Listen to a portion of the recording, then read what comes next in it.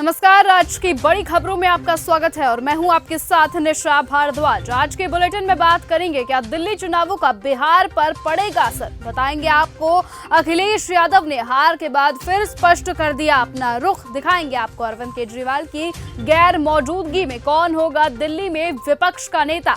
और बुलेटिन के आखिरी में देखेंगे ट्रंप ने खुफिया ब्रीफिंग से बाइडेन की पहुंच रद्द कैसे की है। लेकिन दिन भर की तमाम खबरों से पहले एक नजर सुर्खियों पर।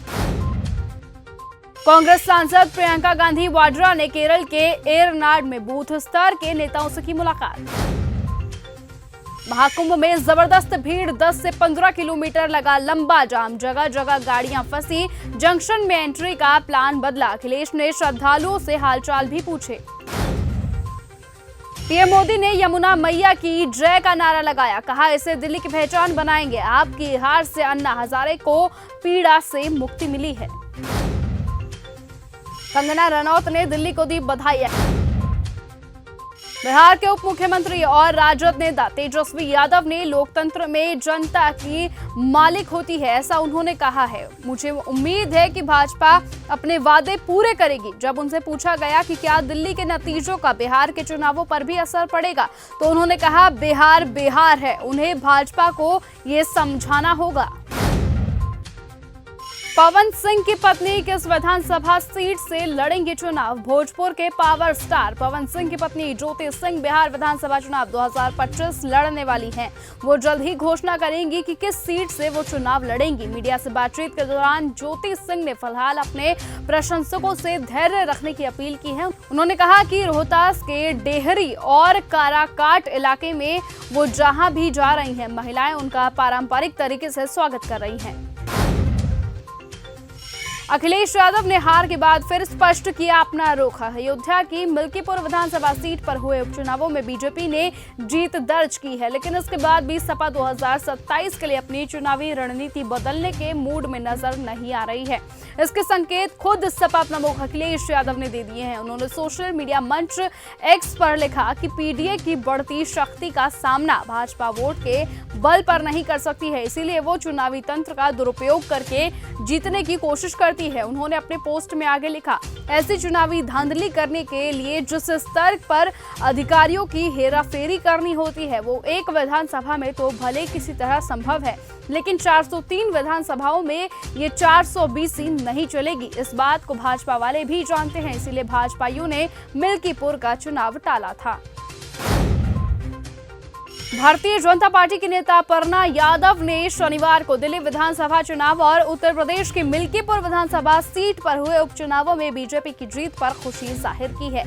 अपर्णा यादव ने बीजेपी की जीत को प्रधानमंत्री नरेंद्र मोदी के विकास कार्यों का परिणाम बताया और कहा कि जो लोग सत्ता में बने रहने का भ्रम पाल चुके थे, उन्हें जनता ने करारा जवाब दिया है। उत्तर प्रदेश के मिल्कीपुर विधानसभा उपचुनावों में बीजेपी की जीत को राम राज्य की स्थापना से जोड़ते हुए उन्होंने कहा कि मुख्यमंत्री योगी आदित्यनाथ और प्रधानमंत्री नरेंद्र मोदी के नेतृत्व में बीजेपी प्रत्याशी चंद्रभानु पांडे ने ये जीत हासिल की है।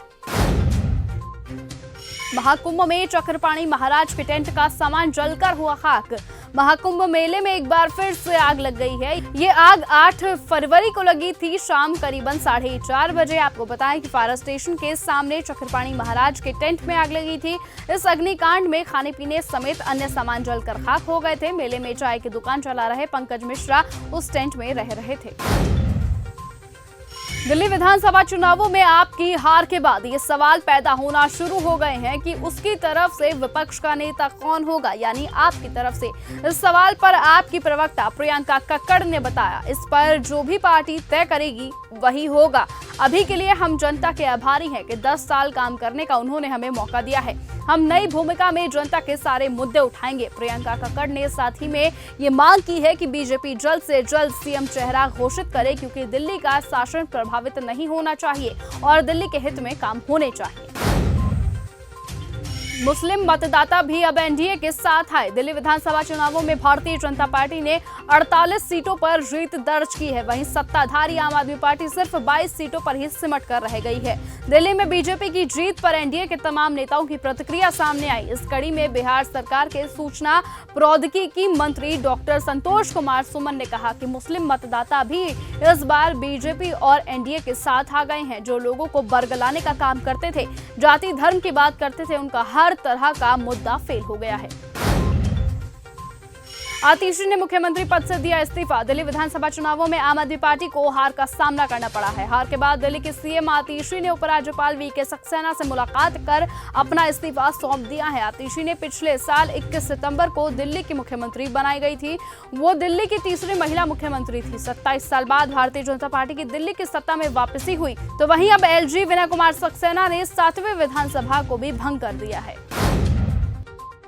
विश्व पुस्तक मेला में पतंजलि योगपीठ के महामंत्री आचार्य बालकृष्ण ने कहा कि पतंजलि ने योग, आयुर्वेदिक अनुसंधान, शिक्षा, चिकित्सा और प्रेरणादायक आध्यात्मिक पुस्तकों और ग्रंथों का प्रशासन किया है।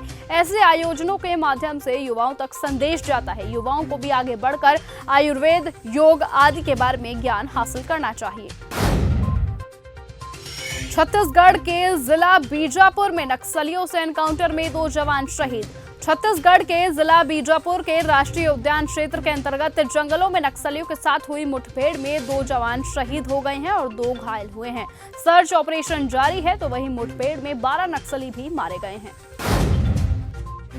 सैफ पर हमले के 24 दिन बाद करीना कपूर ने शेयर किया क्रिप्टिक पोस्ट। सैफ अली खान और करीना कपूर खान ने 16 जनवरी को हुए हादसे से उभरने की कोशिश अब करनी शुरू कर दी है। सैफ पर हुए हमले के बाद से करीना कपूर सोशल मीडिया पर पब्लिक प्लेस में कम नजर आ रही हैं। सैफ और करीना ने अपने बच्चों की प्राइवेसी को ध्यान में रखते हुए उनकी फोटोज ना क्लिक करने की भी अपील की है। हालांकि इस हादसे को अब 24 दिन गुजर चुके हैं और अब करीना कपूर के क्रिप्टिक पोस्ट ने सभी का ध्यान अपनी ओर खींच लिया है। सभी करीना के पोस्ट को सैफ के साथ हुए हादसे से जोड़कर देख रहे हैं। सीएम पद की चर्चा के बीच अमित शाह ने मोहन सिंह बिष्ट को किया फोन। दिल्ली विधानसभा चुनाव 2025 का परिणाम आने के बाद अब राष्ट्रीय राजधानी का सीएम कौन होगा, इसको लेकर चर्चा गर्म है। इस बीच मुस्तफाबाद सीट से चुनाव जीते बीजेपी वरिष्ठ नेता मोहन सिंह बिष्ट ने बड़ा बयान दिया है। उन्होंने कैमरे पर कहा कि गृह मंत्री अमित शाह का फोन आया था। अमित शाह के फोन को लेकर उन्होंने आगे कहा, जीत की बधाई देने के लिए उन्होंने फोन किया था, लेकिन बातचीत के लिए बुलाया नहीं है।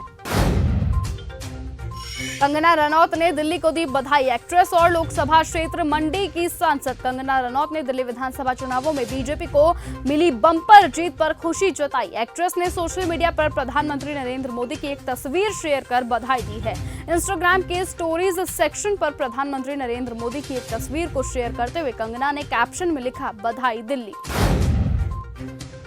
इमरान खान की पार्टी का जोरदार विरोध प्रदर्शन। पाकिस्तान की जेल में बंद पूर्व प्रधानमंत्री इमरान खान की पार्टी पाकिस्तान तहरीक-ए-इंसाफ ने देश में पिछले साल हुए आम चुनावों में कथित धांधली के खिलाफ 8 फरवरी को काला दिवस के रूप में मनाने के लिए शनिवार को रैलियां आयोजित की, जिसके बाद पार्टी के कई नेताओं को गिरफ्तार कर लिया गया। इमरान खान की पार्टी ने खैबर पख्तूनख्वा प्रांत की राजधानी स्वाबी में अपनी मुख्य रैली का आयोजन किया था। प्रांत में पार्टी सत्ता में है।